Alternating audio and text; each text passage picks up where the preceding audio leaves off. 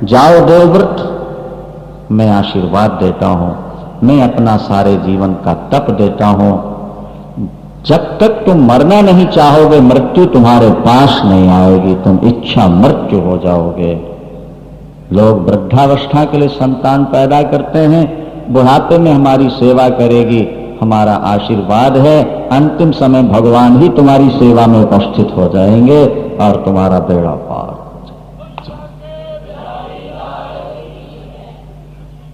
क्या समझे भैया?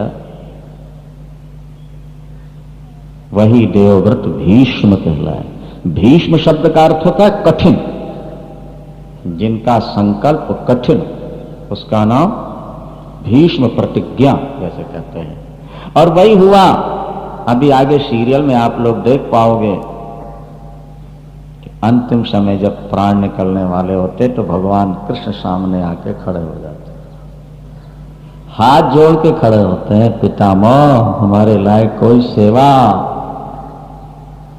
तो भीष्म की आंखों में आंसू भरे आए, पिताश्री का आशीर्वाद याद आ गया और तब उन्होंने कहा कि ठाकुर चतुर्भुज रूप बना के मेरे सामने खड़े हो जाओ। चतुर्भुज रूप बना, कितनी देर के लिए? जब तक मेरे प्राण पखेरु शरीर से बाहर निकल ना जाए तब तक के लिए आप खड़े। पराम्बा भगवती की उपासना का ये चमत्कार था कि उनके वंश में एक से एक विलक्षण महापुरुष होते आए। सत्यवती से 2 पुत्र पैदा होते हैं, विचित्रवीर और चित्रांगद। एक तो यक्षों के द्वारा मारा जाता है और दूसरे के साथ 2 कन्याओं का विवाह हुआ। वो सीरियल में आप लोगों ने देखा, इसलिए मैं विस्तार से नहीं, संक्षेप में कह दूं, क्योंकि यहां सारा प्रसंग लिखा हुआ है। महाराज 3 कन्याओं का अपहरण किया था भीष्म जी ने, अंबा, अंबिका, अंबालिका। काशीराज की 3 कन्याओं का अपहरण करके लाए थे। अंबा ने कहा भीष्म से,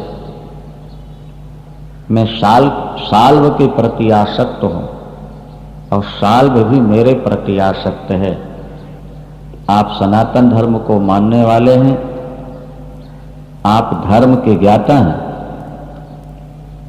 ऐसी स्थिति में आप जो चाहें स्वतंत्र हैं, पर मैंने अपनी मनस्थिति आपको बतला दी।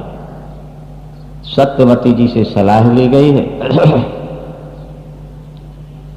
सत्यवती जी को आशीर्वाद था कि आप जीवन भर युवती रहेंगी, वृद्धावस्था नहीं आए। पराशर जी आशीर्वाद दे गए, वे युवती जैसी बनी रही जीवन भर।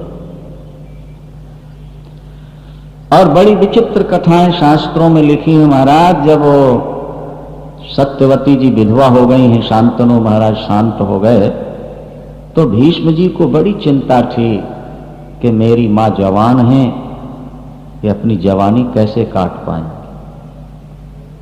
व्यक्ति के जीवन में काम, क्रोध, लोभ, ये भूख और प्यास की तरह एक नैसर्गिक है, स्वाभाविक है, और जवानी में काम के वेग को रोक लेना बड़ा कठिन सा होता है। भीष्म पितामह ने ऐसी व्यवस्था कराई थी ताकि मां का मन संसार की ओर जाने न पाए। प्रातः काल से सायंकाल तक कथा, कीर्तन, पूजा, पाठ, इसमें ही मां का मन लगा। अपनी जवानी को अगर साधना में व्यतीत करना है, एक तो गंदे पिक्चर नहीं देखना, गंदा साहित्य नहीं पढ़ना और गंदी चर्चा करने वालों के पास नहीं बैठना। अच्छे ग्रंथों का पढ़ना, उन्हीं का श्रवण करना, भगवान की पूजा, जप और पाठ और एकांत का निवास, अगर ये आप अपने जीवन में सूत्र बांध लेंगे तो आपकी जवानी आराम से बीत सकती है। एक बात और ध्यान देना है, काम का वेग रात्रि में ज्यादा प्रबल होता है। तो भीष्म जी ने सोचा कि दिन तो मां ऐसे काट लेगी, लेकिन रात्रि में इनकी मन में फिर ना कोई उद्वेग हो, कैसे किया जाए। तो लिखा है कि रात्रि में जब मां अपने शयन कक्ष में जाती थी और बिस्तर पर लेट जाए तो पितामह भीष्म वहां पहुंच जाते थे अब फिर मां को वैराग्य की कथा सुनाते थे, अध्यात्म की कथा सुनाते थे, और सुनते सुनते जब मां सो जाए तो उठ करके चले आते थे। और प्रातः काल जैसे ही उठे वैसे फिर वही कथा पूजन कीर्तन लगाते, ताकि मां की जवानी हो। किंवदंतियां, एक ऐसी कथा भी मिली थी कि दोनों भाइयों ने अपने भाई और मां के संबंध में कुछ गलत सोच लिया। नहीं समझे बात को? दो पुत्र हैं ना, चित्रवीर और चित्रांगद। तो जब भीष्म रात्रि में जाते थे सुनाने के लिए मां को, तो दोनों के मन में संशय हो गया, क्योंकि ये भी अविवाहित हैं, जवान हैं, और मां भी जवान थी। तो ऐसी कथा आती है, जरा सुने ध्यान से, 1 मिनट की बात सुना दो। एक दिन वो लोग छुप करके देखते नहीं, उस कमरे में खिड़की है या कुछ छिद्र है, उससे वो देखते हैं कि भीष्म रात्रि में जाकर क्या करते हैं। लेकिन जिसका मन साफ होता है, परमात्मा उसका साथ तो देते ही है ना भाई। जब वो सुना रहे थे और मां सीधी लेटी लेटी सो गई, तो उसी समय एक सर्प आया ऊपर से ऐसा लटका, और उसने अपने मुख से जहर उगल दी, सर्प, और वो जहर सीधे मां की छाती पर पड़ा। हाँ, सीरियल में नहीं दिखाया गया, शास्त्रों में अनेक कथाएं। अब भीष्म ने सोचा कि अगर मैं हाथ से साफ करता हूं और मां की आंख खुल जाए, मां के मन में कोई मेरे प्रति संदेह हो जाए, नहीं, वो भी गलत है। नहीं हटाता हूं तो जहर अंदर प्रवेश करके मां के प्राण भी ले सकता है। मन में विचार आया, मां की छाती में बेटे को मुंह लगा देने में तो कोई पाप नहीं होता, मैं अपनी जीभ से चाट करके थूक दूं, मैं भले मर जाऊं पर मेरी मां के प्राण तो बच जाना चाहिए। इसलिए हाथ नहीं लगाया, अपनी जीभ से चाट करके उस जहर को बाहर थूक रहे थे। मां की आंख खुल गई, देखा बेटा क्या हुआ, सारी कहानी वो दोनों देख रहे थे चुपके से। इस दृश्य को जब उन्होंने देखा, उन्हें बड़ी गिलानी हुई, बड़ा पश्चाताप हुआ कि देखो हमने क्या सोचा। जवान स्त्री, विधवा स्त्री, ये अपने आप को बहुत संभाले। समाज कहते दुधारी तलवार है, ये किसी को माफ नहीं करता महाराज, इसलिए अपने को संभाल के चलो। परिणाम क्या हुआ? दूसरे दिन उन्होंने पूछा कि अगर मां और भाई के प्रति किसी के मन में संदेह हो जाए तो इस पाप का प्रायश्चित क्या है? तो भीष्म ने कह दिया, पीपल की खोह में बैठ के आग लगा के जल के मर जाए तो पाप नष्ट हो जाए। उनको तो ये पता नहीं था कि हमारे बारे में, तो वो उस पीपल की खोह में बैठ करके जल के। अब ये दोनों संतानहीन थी। तब फिर महर्षि वेदव्यास का स्मरण हुआ, और महर्षि वेदव्यास आए हैं, और सारी स्थिति जब सत्यवती जी ने स्पष्ट की तो उन्होंने कहा कि दोनों पुत्र वधुएं मेरे सामने से निकल जाएं, मेरी दृष्टि मात्र से वे गर्भवती हो जाएंगे। तो बड़ी अंबिका जब निकली है तो उसने लज्जा के कारण नेत्र बंद कर लिए, इसलिए धृतराष्ट्र अंधे हुए। अंबालिका ने अपने शरीर में चंदन का लेपन किया था, पीला चंदन पूरे शरीर में लेप लिया, वस्त्र नहीं होना चाहिए तो चंदन लेप लिया। तो कहा इनके पुत्र तो होगा लेकिन उसके पीलिया रोग है। फिर दासी को भेजा है तो बिना संकोच मुस्कुराती निकल गई, इसके गर्भ से परम भक्त विदुर पैदा हो गए। ये यमराज जी के ही अवतार हैं विदुर। आप लोगों को नहीं मालूम, विदुर जो है ये साक्षात यमराज के अवतार ही। एक मांडव्य ऋषि हुए, 1 मिनट की कथा सुन लो, एक भजन भी आप सुनोगे। एक मांडव्य ऋषि हुए, चोरों ने धन चुराया और मांडव्य ऋषि की कुटिया के पीछे छुपा दिया। सिपाहियों ने आके पकड़ा चोरों को और चोरों के साथ मांडव्य को पकड़ लिया, ले गए राजा के पास। राजा ने इनको आदेश दे दिया सूली पर टांग। मांडव्य ऋषि तो निरपराधी थे, लेकिन चोरों के साथ उनको भी सूली पर टांग। सूली ऐसी चलती थी, पहले गुदा मार्ग से नीचे से सूली डाल दी जाती, ऊपर निकल जाया करती। तो उनके ऊपर तो नहीं निकले, पर छाती तक यहां आकर के अड़ गए, उसी पर वो लटके टंगे हो गए। कई दिनों टंगे रहे, फिर बाद में राजा ने अलग कराया, क्षमा मांगी। खैर, जब मांडव्य ऋषि का शरीर शांत हुआ, यमराज के पास पहुंचे तो मांडव्य ने प्रश्न किया यमराज से कि आपने मुझे किस अपराध में सूली पर टंगवाया, मैंने कौन सा पाप किया? तो यमराज जी ने कहा, भगवान, बचपन में आपने कीड़े को कुश से चुभा दिया था। बचपन में किसी कीड़े को डब ने कुशा चुभा दिया था आपने, तो उस पाप से आपको सूली पर टंगा। तो मांडव्य ने कहा, तुमको धर्म शास्त्र का ज्ञान नहीं है, अभी तुमको जीवों पर शासन करना नहीं आता। अरे छोटे बच्चे जो पाप करते हैं उसका फल माँ बाप को मिलता है, क्योंकि माँ बाप सावधान नहीं थे, उनको समझाया था।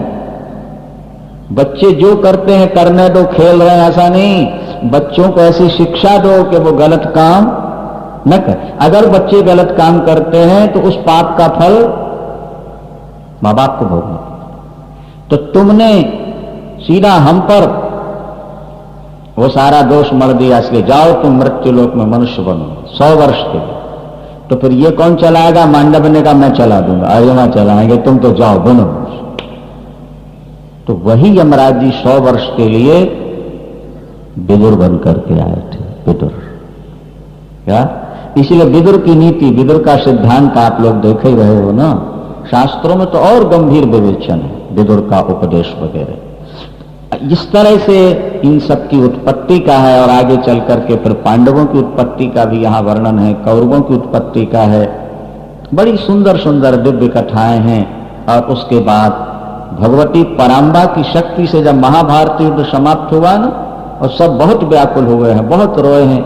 हर व्यक्ति अपने मृतकों के नाम से रोता है, एक बार दिख जाए। सबने प्रार्थना की वेद व्यास से कि एक बार तो दर्शन करा दो। तो वेद व्यास ने कहा, मैंने भुवनेश्वरी का भजन किया है, भगवती महामाया का, ये सब कुछ कर सकती हैं। चलो आज मैं सारे मरे हुए तुम्हारे मृतकों का दर्शन करा देता हूं, एक बार सबसे मिलो। यहां लिखा है। गंगा किनारे ले गए हैं।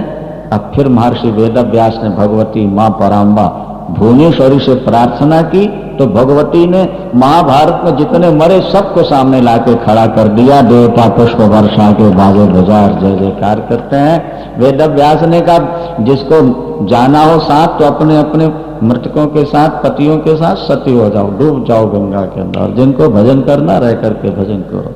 ये सारी की सारी शक्तियां वेद व्यास में, सुखदेव जी में, पराशर में, शक्ति में, वशिष्ठ में जो शक्तियां हैं वो भगवती महामाया की उपासना का ही चमत्कार है।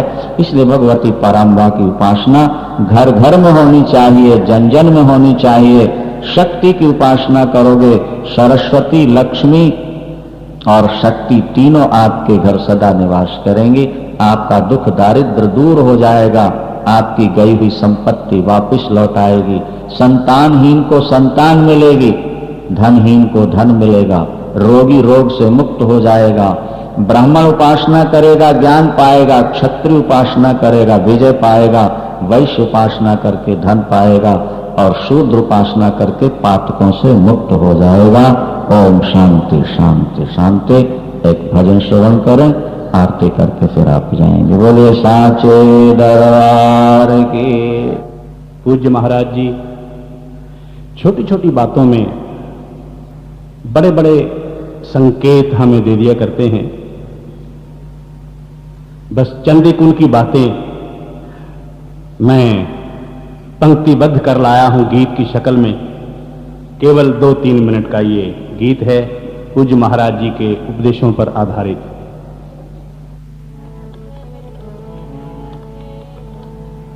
हो गुरुदेव को गुरुदेव को शीश झुकाना है, गुरुदेव को शीश झुकाना है, गुरुदेव को शीश झुकाना है, उनका संदेश सुनाना है।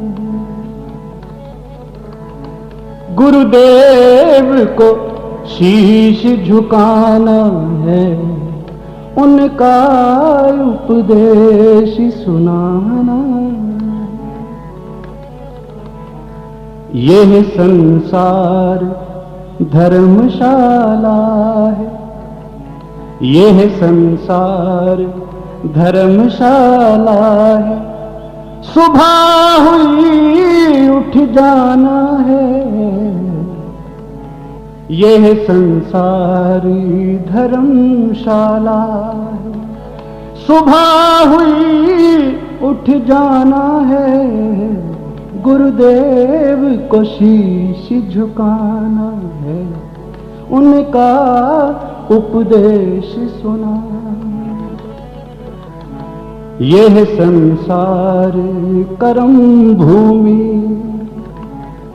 यह संसार कर्म भूमि है। जो बीजे सो पाना है,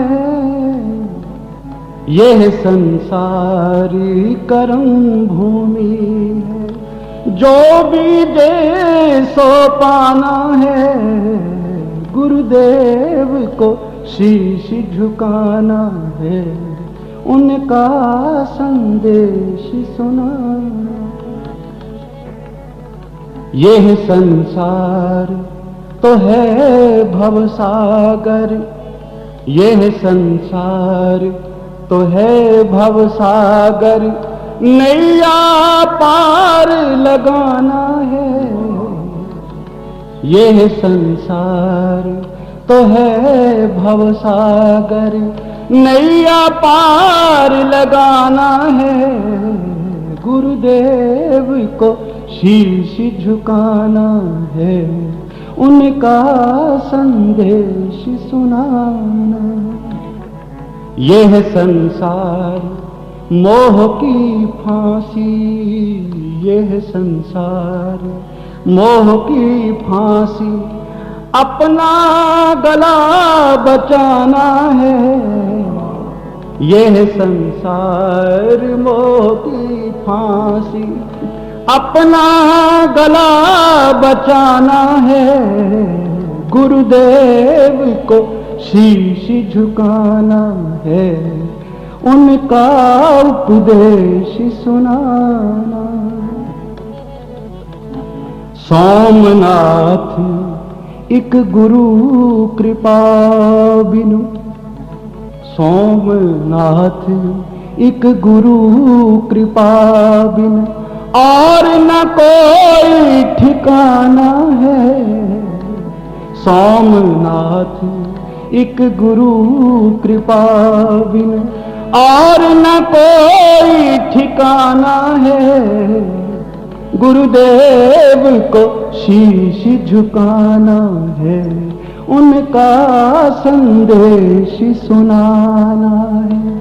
गुरुदेव को शीश झुकाना है, उनका संदेश सुनाना है। बोलिए सतगुरुदेव महाराज। प्रातःकाल आप लोग सुन रहे थे भीष्म पितामह ने किस तरह अपने पिता की प्रसन्नता के लिए, पिता के सुख के लिए अपने जीवन के सुख का परित्याग कर दिया।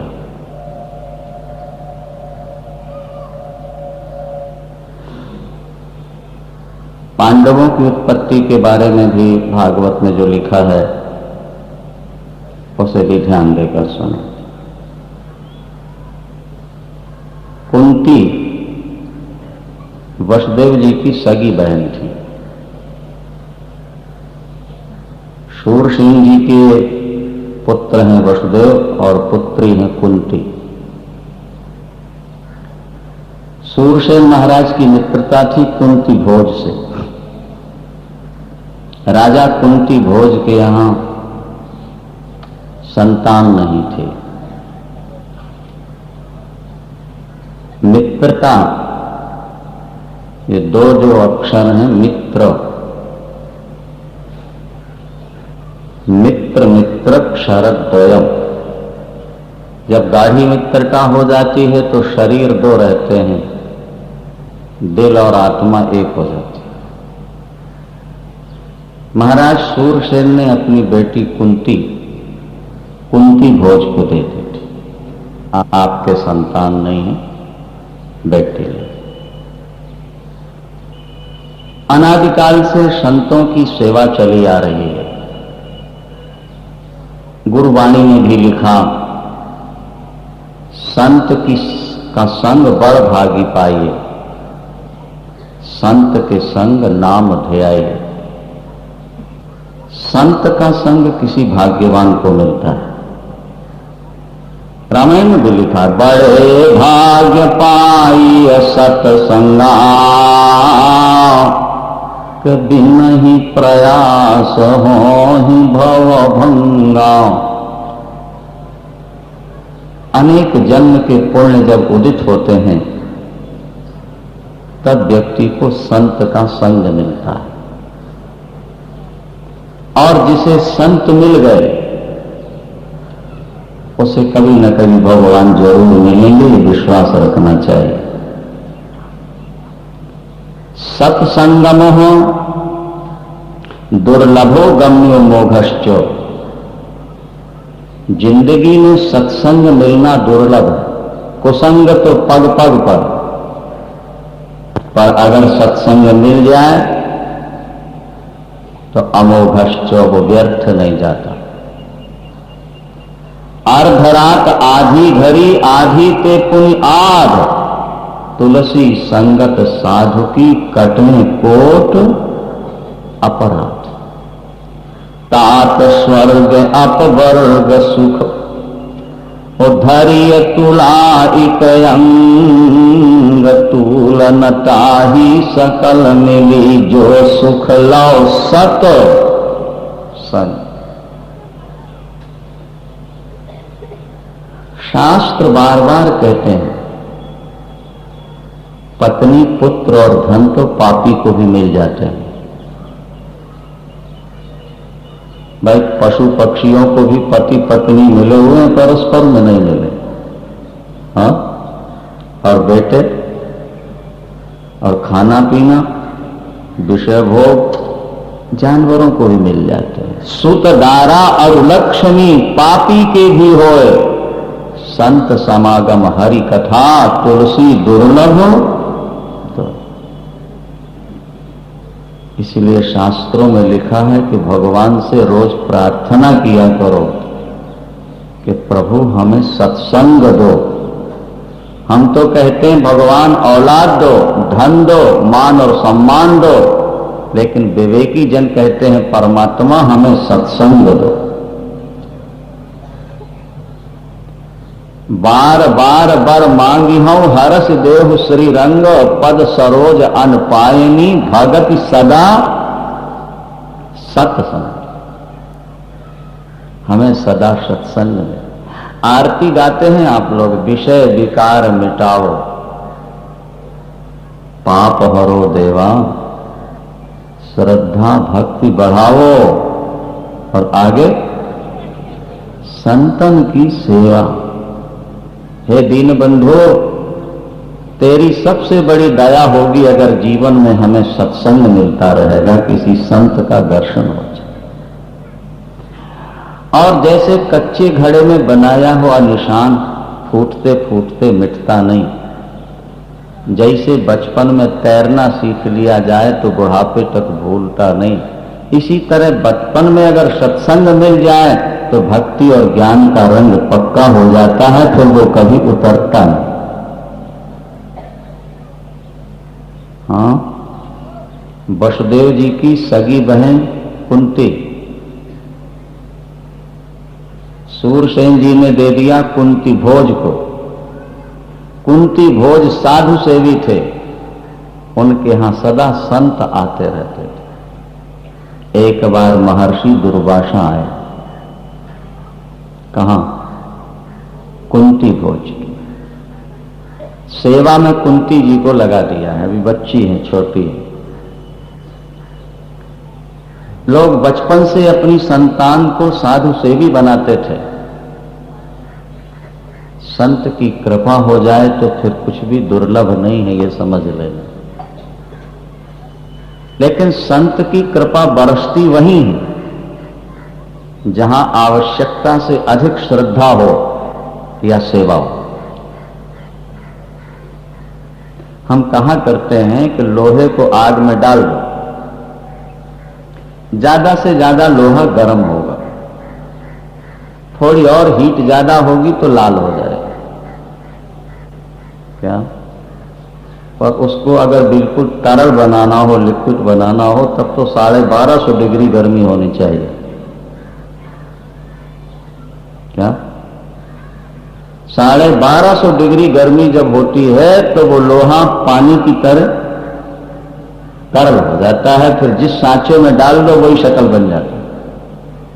इसी तरह संत के हृदय को लोहे की तरह पिघलाना हो तो तुम्हारी श्रद्धा 1250 डिग्री जब बढ़ जाएगी, विश्वास बढ़ जाएगा, तो संत का हृदय पिघल जाएगा और फिर वो जो दे जाएगा वो तुम्हारी जिंदगी के लिए सहारा बन जाएगा। छत्रपति शिवाजी, उनके गुरु समर्थ रामदास थे। बहुत शिष्य थे, लेकिन वो शिवाजी से बहुत प्यार करते थे गुरु जी। तो दूसरे चेले कहते थे कि गुरु जी बड़े आदमियों से ज्यादा प्यार करते हैं, राजा है ना इसलिए ज्यादा प्यार करते। चेले भी तो टोकते रहते हैं ना भाई, नहीं? जैसे बेटे कहते हैं पिताजी उससे ज्यादा प्यार करते हैं, हमसे कम करते हैं, इसी तरह चेले भी कहते रहते। एक दिन छत्रपति शिवाजी आए हैं और समर्थ रामदास जी तड़प रहे थे, सिर में पीड़ा। सभी शिष्य एकत्र हैं। गुरुदेव को क्या हुआ? सिर में भयानक पीड़ा है, कैसे ठीक होगा? कोई दवाई गुरुदेव? गुरुदेव ने कहा सिंघनी का दूध मिल जाए, लगा दें तो ठीक हो जाएगा। ठीक होने वाला नहीं। अब कौन लाए सिंघनी का दूध? सब चेले सुन रहे। छत्रपति शिवाजी ने कहा गुरुदेव मैं लेके आता। सोने का कमंडल उठाया और चल पड़े, जंगल में पहुंचे। एक गुफा में सिंघनी ने बच्चे दिए हैं, वो कहीं अभी गई है अपने आहार के लिए, भोजन के लिए। बच्चे हैं तो मां जरूर आएगी, और जैसे ही आएगी वैसे ही दूध निकालूंगा। सोल्जरों को बाहर खड़ा कर दिया, मैं मर भी जाऊं चिंता नहीं करना, पर ये दूध ले जाके गुरुदेव के माथे में लगवा दो, ठीक हो जाए। इसको श्रद्धा कहते हैं। महाराज वहां लिखा है कि जैसे ही सिंघनी आई, सिंघनी अपने बच्चों के पास किसी व्यक्ति को देख ले, महाराज क्या क्रोध आता है, प्रत्यक्ष देखो तो पता है। एकदम झपाटा मारा उसे। किसके ऊपर? तो जैसे यूं दोनों पैर करके झपाटा मारा ना, हम भागे नहीं, सिंघनी ऊपर है और नीचे हाथ पहुंच गया, जल्दी से 2-4 सेंटों से निकाल। बस इतने में सिंघनी बदल के महाराज साक्षात परमात्मा के रूप में प्रकट होती, भगवती दुर्गा के रूप में प्रकट हो जाती है उसी से। गुरुदेव का सिर दर्द ठीक हो गया। बोलो सांचे। समर्थ रामदास जी ने कहा तुम सबने सुना कि मेरे सिर में दर्द है, लेकिन सिंघनी का दूध लेने कौन जाएगा? अपने आप को मौत के मुख में कौन डालेगा? जिसने डाला उसने पाया। श्रद्धा और विश्वास। लोहे को पिघलाना हो तो गर्मी ज्यादा चाहिए, किसी संत को खुश करना हो तो सेवा ज्यादा चाहिए। बोलो सांचे। कुंती कुंती जी ने दुर्वासा जी की बहुत सेवा की। इस बेटी ने मेरी बड़ी सेवा की है, जाने से पहले इसे कुछ दे जाऊं। उसका जब भविष्य देखा, इसके पति को श्राप होगा और इससे संतान नहीं हो पाए, इसके पति से संतान नहीं होगी, पीलिया रोग होगा और श्रापित होगा। ये दुर्वासा जी को पता लगा। ये देवी के उपासक थे। कौन? दुर्वासा। जिंदगी में चमत्कार तभी आएगा सज्जनों जब भगवती मां की आराधना करो। और सीता, राधा, सावित्री, लक्ष्मी और दुर्गा ये एक ही रूप है, एक ही 5 रूप है। राधा के प्रति तुम्हारी श्रद्धा हो जाए, सीता के प्रति हो जाए, सरस्वती गायत्री के प्रति हो जाए, महाकाली दुर्गा के प्रति, बेड़ा पार है तुम्हारा। और हमने आपको बताया कि इतिहास इस बात का साक्षी है कि सबने भगवती की आराधना की। वसुदेव जी स्वयं भगवती भुवनेश्वरी के भक्त थे, जिनके यहां भगवान कृष्ण प्रकट हुए।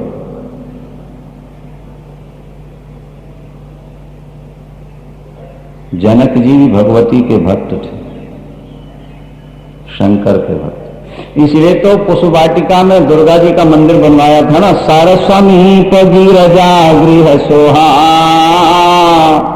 अरे सारस्वमीप गिरजा गृह सोहा, के बारानी न जाय देख मन मोहा। पुष्पवाटिका में जहां भगवान राम मिले हैं, पहले सीता जी ने दुर्गा जी की पूजा की है कि नहीं? रामायण में लिखा है ना। तो अगर वे दुर्गा के भक्त ना होते तो मंदिर काहे के बनवाते?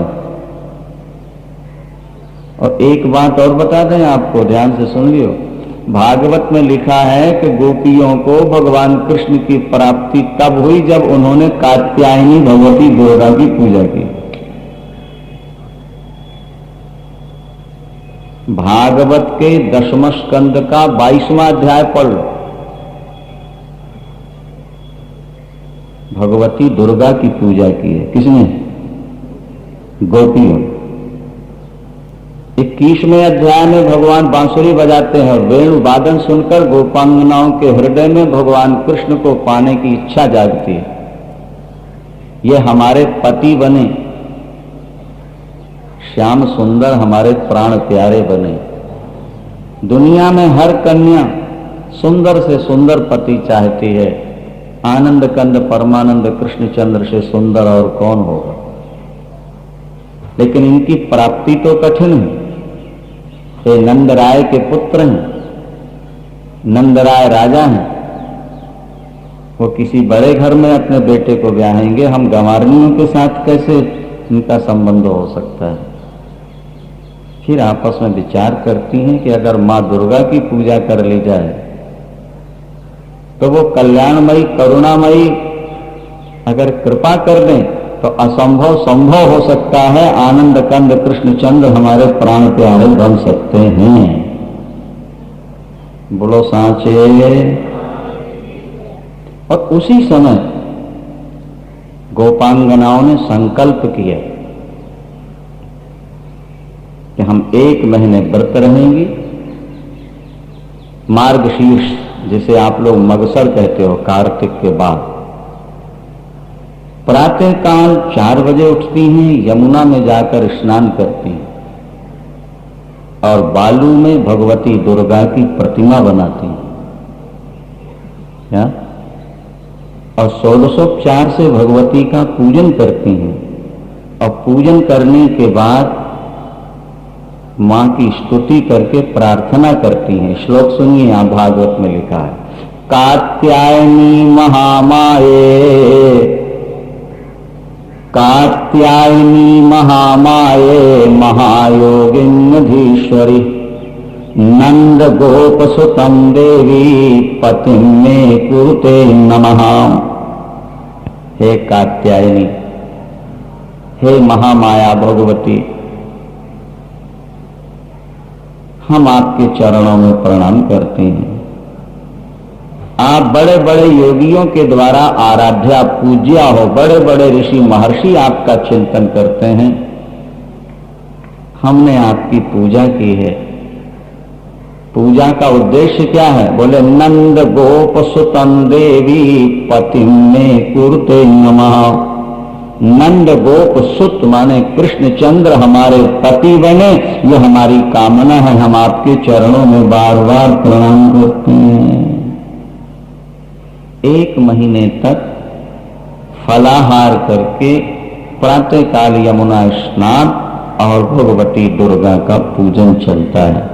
और जिस दिन मास पूर्ण हो रहा है, व्रत पूर्ण हो रहा है, उसी दिन भगवान कृष्ण वहां आकर दर्शन देते हैं, चीर हरण करते हैं और उनके साथ रास करने का उनको वचन दे करके जाते हैं।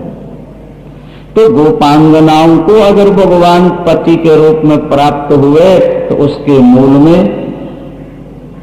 भगवती की आराधना पूजा है। भगवती सीता को राम की प्राप्ति हुई तो मूल में भगवती की आराधना है। वो आगे विस्तार से। और एक बात और सुनो, रुक्मणी जी को भगवान कृष्ण मिले तो मूल में भगवती की आराधना है। वही दुर्गा मंदिर से ही तो रुक्मणी हरण हुआ है ना भाई। ये सारी बातें इसलिए आपको बताई जा रही हैं कि हमारे इतिहास में, हमारे सनातन धर्म में अनादिकाल से घर घर भगवती दुर्गा की पूजा हुआ करती थी। उनकी शक्ति से ही सारे कार्य होते थे। अभी आगे आप एक कथा सुनेंगे, बड़ी विलक्षण है, शायद आपने कभी सुनी हो। आप लोग आरती तो गाते हो ना भगवती की, जय अम्बे गौरी मैया जय अम्बे गौरी, तुमको निषिधिन ध्यावे शिव हरि ब्रह्मा शिव। तुमको निषिदिन ध्यावत हरि ब्रह्मा और शिव जी। संसार तो भगवान विष्णु का ध्यान करता है, भगवान शंकर का ध्यान करता है, और ब्रह्मा विष्णु और शंकर निरंतर किसका ध्यान करते हैं? मां पराम्बा का ध्यान।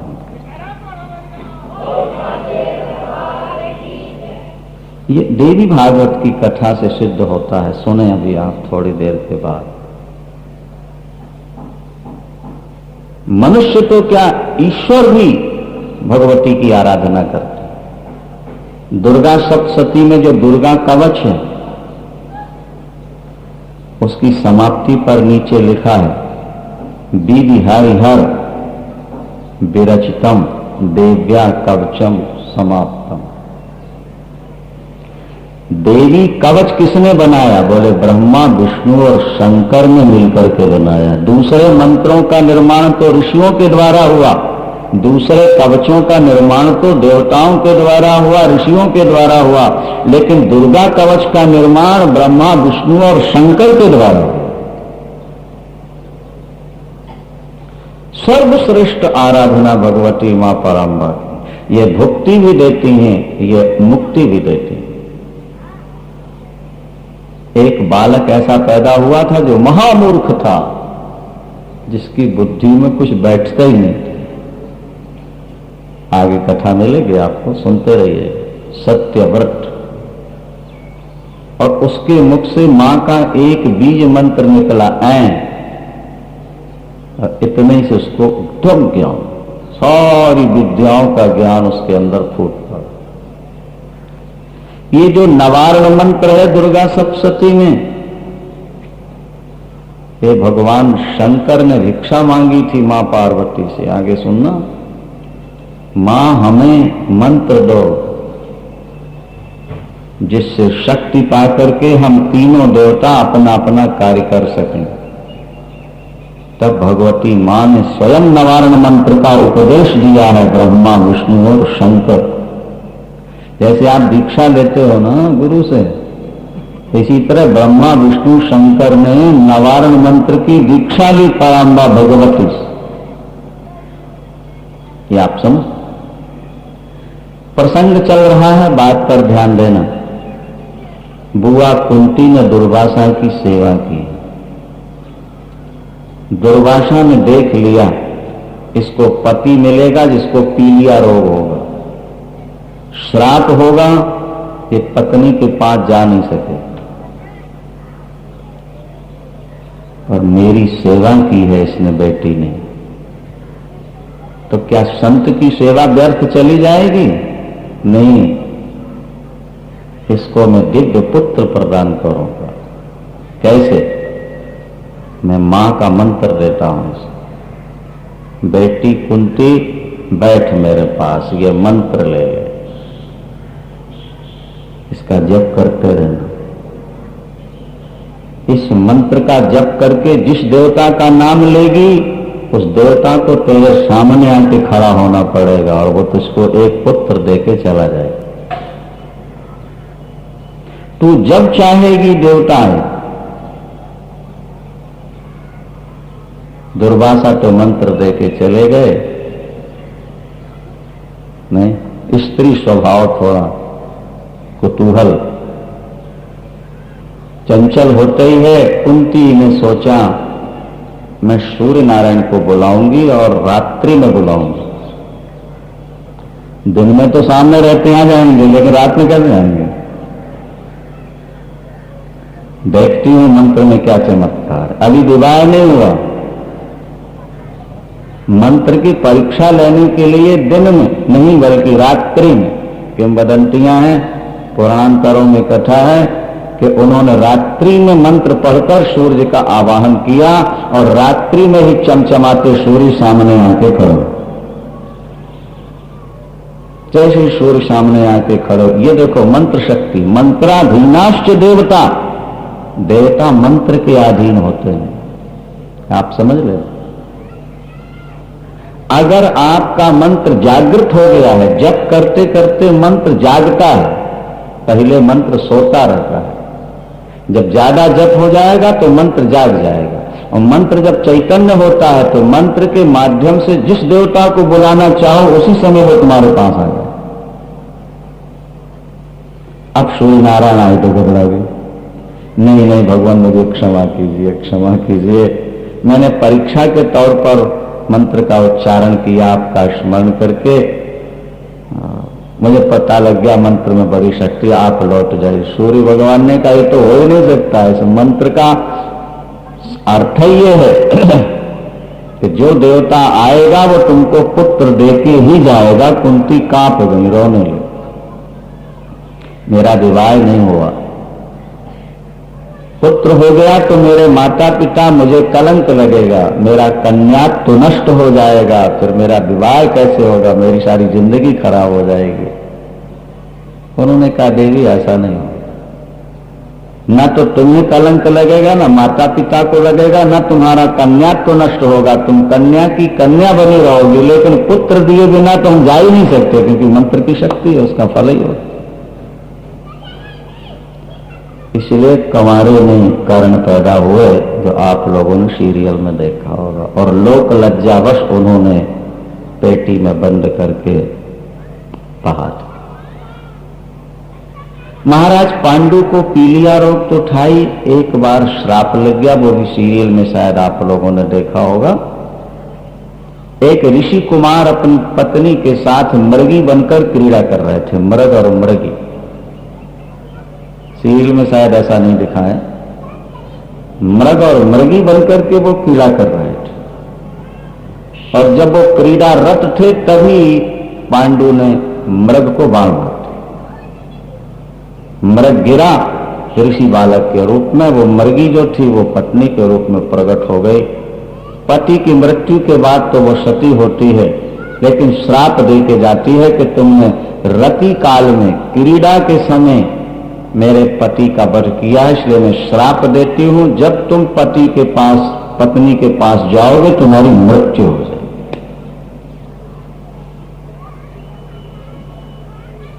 बीच में बहुत सारी बातें हैं जो सीरियल में नहीं दिखाई गई। कहां तक दिखाएंगे? 1 लाख श्लोक का महाभारत, बहुत बातें छोटी। पांडु की 2 पत्नी थी, कुंती और माद्री। माद्री इतनी सुंदरी थी, महाभारत में लिखा है कि सूर्य नारायण भी मोहित हो गए थे। मनुष्यों की बात छोड़ो, पर इतनी बड़ी पतिव्रता थी कि मनुष्यों की बात तो छोड़ दो, उसने कभी देवता को भी आंख उठा के नहीं देखा था। किसी मनुष्य को आंख भर के देखना तो दूर रहा, माद्री ने अपने जीवन में किसी देवता को भी नहीं देखा। देवी भागवत में, महाभारत में प्रसंग आता, ध्यान से सुनेंगे। एक बार महाराज पांडु शिकार खेलकर आए, जंगल में रह रहे थे और दोपहर बाद आए, खा पी के सो गए। सूर्यास्त होने जा रहा था, लेकिन महाराज की आंख नहीं खुली। हमारे सनातन धर्म में 2 बार सूर्य को अर्घ तो देते ही देते थे लोग, नहीं?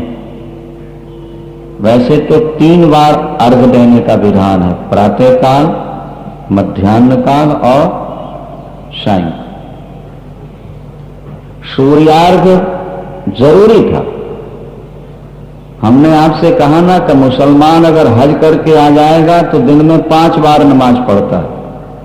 हिंदू 100 बार हरिद्वार होके आ जाएगा, एक नियम नहीं लेगा जिंदगी में। क्या समझे?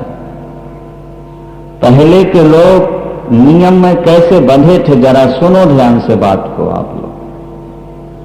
आज हिंदू सबसे ज्यादा गिरा हुआ है और धर्म के लोग फिर भी कट्टर होते जा रहे हैं और कट्टर हो रहे हैं, लेकिन हिंदू एकदम समाजवादी होता चला जा रहा है।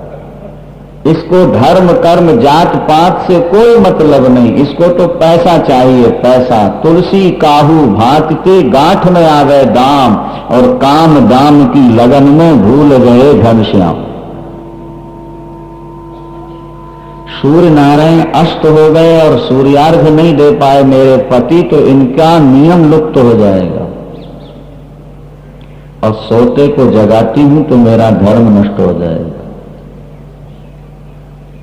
बात समझ रहे हैं आप कि नहीं? माद्री ने सोचा कि यदि ये सोते रहेंगे, इनके धर्म का लोप होगा, नियम लुप्त हो जाएगा। और यदि मैं सोते को जगाती हूं तो मेरा धर्म नष्ट होता है। थके हैं। देखो माद्री ने क्या किया भाई, पहले बार सूर्य नारायण को देखा, पहली बार। एक पहाड़ी थी छोटी सी, उस पर चढ़ गई और सूर्य नारायण की ओर मुंह किया और सूर्य नारायण से कहा कि यदि मैं पतिव्रता हूं, मैंने अपने जीवन में कभी किसी पति की पुरुष की ओर आंख उठा के भी न देखा हो, इस सत्य के आधार पर तब तक आप अस्त नहीं होंगे जब तक मेरे पति उठकर आपको सूर्यार्घ न दे।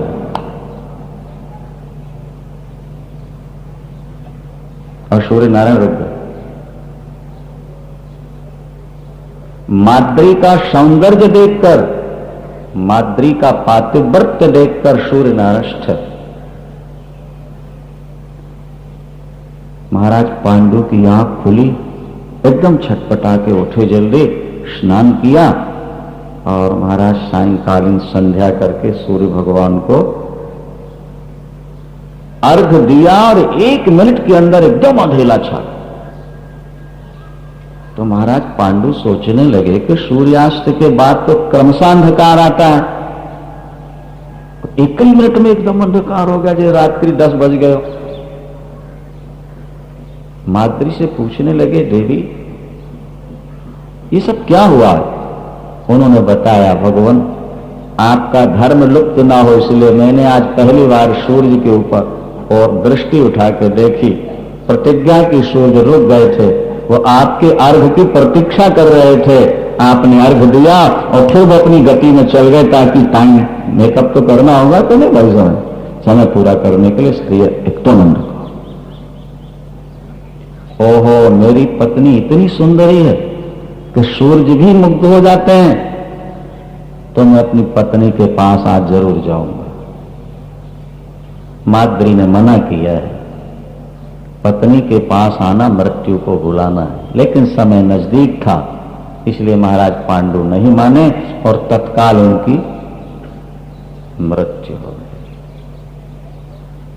हाँ, जब उनकी मृत्यु हुई तो कुंती कहती है मैं सती होंगी,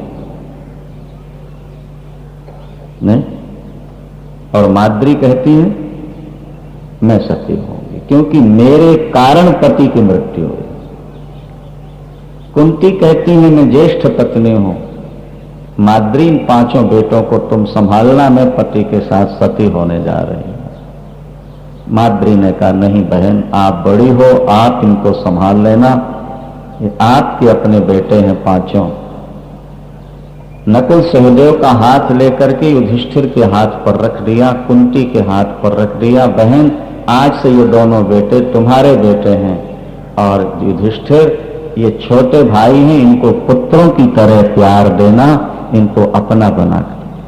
और इसीलिए महाभारत में कथा आती है कि जब यक्ष संवाद हुआ, आपने शायद सीरियल में देखा, हम तो देख नहीं पाते ना कथाओं के कारण कभी कभी, तो वहां लिखा है कि जब यक्ष का संवाद हुआ है और वो 4 भाई मर गए हैं, नहीं, और यक्ष के संवाद के बाद जब उन्होंने कहा कि वर मांगो, एक भाई को जीवित कर लो, तो युधिष्ठिर ने कहा कि नकुल और सहदेव में किसी एक को जिला दो। ध्यान है आपको? यक्ष ने कहा कि तुम्हारे शूरवीर सगे भाई अर्जुन और भीम, और तुम नकुल और सहदेव में किसी को जिलाने पे, तो उन्होंने कहा कि नहीं, मैं एक जीवित रहूंगा तो मां कुंती का नाम चलता रहेगा, इन दोनों में एक जीवित रहेगा तो मां माद्री का नाम चलता रहेगा। अगर मैं सगे भाई को जिलाऊंगा तो जो मैंने हाथ पकड़ा था वो कलंकित हो जाएगा, मैं धर्म के विरुद्ध काम नहीं कर सकता। देखो पुरानी कैसी मदद। अरे महाराज, यहां एक जरत्कारु महात्मा की कथा है इसी तरह की। एक महात्मा हुए हैं जरत्कारु, शायद आप लोगों ने कभी कथा सुनी हो, बड़ी अच्छी कथा, मैं संक्षेप में सुना देता हूं, देवी भागवत में है। जरत्कारु नाम के एक महात्मा थे, उन्होंने संकल्प लिया कि मैं विवाह नहीं कराऊंगा। उनके वंश में कोई भाई नहीं थे, परिवार अकेले थे, फिर भी संकल्प लिया शादी नहीं करो। जब वो तीर्थ भ्रमण कर रहे थे तो उनको एक जगह उनके पितर उल्टे लटके हुए नजर आए, घास की जड़ों में, खस होता ना खस, उसकी जड़ों में लटके हुए उल्टे नजर आए। तो जरत्कारु ने पूछा भाई आप लोग उल्टे कैसे लटके हुए हैं? बोले हमारे वंश में एक ऐसा नालायक पैदा हुआ है जो शादी नहीं कराना चाहता, और जब शादी नहीं कराएगा, संतान नहीं होगी तो पितरों को पानी कौन देगा? तो पितर तो मरेंगे इसी तरह से प्यास। बोले वो कौन सा व्यक्ति है? बोले पापी का नाम ही लेना पाप है, नाम मत लेवाओ उसका। बोले नहीं फिर भी बता तो दो कौन है? बोले उसका नाम जरत्कारु है। तो बदला गया बेचारे, तो मैं ही हूं। फिर पैरों गिरे, क्षमा मांगी, क्या करें? उन्होंने कहा शादी कराओ, और नहीं तो हम तो ऐसे लटके रहेंगे। पितरों को पानी नहीं दो, प्यासे मरेंगे। पितरों को पिंडा नहीं दोगे, भूखों मरेंगे। आज लोग नास्तिकों की किताबें पढ़ पढ़ के नास्तिक होते जा रहे हैं। अरे बाबा तुम 2 चुल्लू जल पितरों के नाम से दे दो तो तुम्हें कोई टैक्स लग जाएगा क्या? अगर शास्त्र कहते हैं तो तुम्हें पानी देने में नुकसान क्या होता है? अगर तुमने श्राद्धों में एक दिन अपने माता पिता के नाम से पिंडा दे दिए तो तुम्हारा घाटा क्या हो गया? भगवान राम ने पिंडदान किया है, युधिष्ठिर ने पिंडदान किया है, जितने बड़े बड़े महापुरुष हुए सब श्राद्ध करते रहे, और आज तुम 20वीं शताब्दी में पैदा होकर कहते हो सब बकवास है, सब व्यर्थ है। वो सब मूर्ख थे क्या जो करते थे? ऐसा कभी नहीं सोचते थे। जब तक तुम पानी नहीं दोगे तुम्हारे पितर प्यासे मरेंगे, और जब तक तुम पिंडा नहीं दोगे तो भूखे मरेंगे। ये शास्त्र। लोग कहते हैं साहब ब्राह्मण को खिला देंगे तो वहां कैसे पहुंचेगा कि ये लेटर बॉक्स है? हमने कहा बिल्कुल लेटर बॉक्स है, इसमें क्या बात? अगर पता सही होगा तो किसी भी लेटर बॉक्स में पत्र डालो, जाएगा तो वही जहां का एड्रेस होगा। क्या समझे भाई? इसी तरह से परमात्मा ने बना के भेजा है ब्राह्मणों को, इनको खिलाओगे जिसका नाम लेके वहां पहुंच जाएगा। कैसे पहुंचेगा? हमारे शास्त्र क्या कहते हैं? 100 गाय खड़ी हो, 100 गाय सामने, एक बछड़ा छोड़ दो, वो 100 गायों में अपनी मां को ढूंढ लेगा कि नहीं ढूंढेगा? बताओ भाई। हाँ, जैसे 100 गायों में बछड़ा अपनी मां को ढूंढ लेता है, इसी तरह तुम्हारे द्वारा किया गया पुण्य और दान जिसके नाम से किया वो किसी भी लोक में बैठा हो वहां जाकर ढूंढ लेगा, उसको जाके प्राप्त हो जाएगा। ये शास्त्रों में लिखा। कुछ लोग कहते हैं कि मान लीजिए हमारे पितर शेर बन गए, बघर्रा बन गए, तो शेर तो रोटी खाता ही नहीं, और हम ब्राह्मण को रोटी खिलाएं तो उनको कैसे मिल जाएगा? तर्क लोग करते हैं हम लोगों के साथ। उत्तर हम देते, हमने कहा भैया अगर तुम्हें अमेरिका जाना है तो ये नोट तो वहां चलते नहीं, फिर क्या होगा? बैंक में जमा कराओ, डॉलर मिल जाते हैं, वहां तुम्हारा काम चल जाएगा। इसी तरह तुम यहां रोटी दोगे तो उसके बदले में जो वो खाता होगा उसको वहां मिल जाएगा। तुम चिंता काहे को करते हो? तुम रोटी तो खिलाओ। लोग कहते हैं जी हमारे पितर मुक्त हो गए हों, मोक्ष प्राप्त कर गए, तो फिर हम खिलाएं तो उसका क्या फल होगा? क्योंकि जो मोक्ष को प्राप्त हो गया उसको तो फिर वो मिलना नहीं। तो हमारे शास्त्र कहते हैं कि अगर तुम पितरों के नाम से श्राद्ध करोगे और पितर तुम्हारे मुक्त हो गए हैं तो वो तुम्हारा किया हुआ श्राद्ध फिक्स डिपॉजिट रहेगा। जब तुम मरोगे तो तुमको आगे चल के मिल जाएगा, इसलिए भी तुम्हें श्राद्ध करते रहना चाहिए। किसी भी दृष्टि में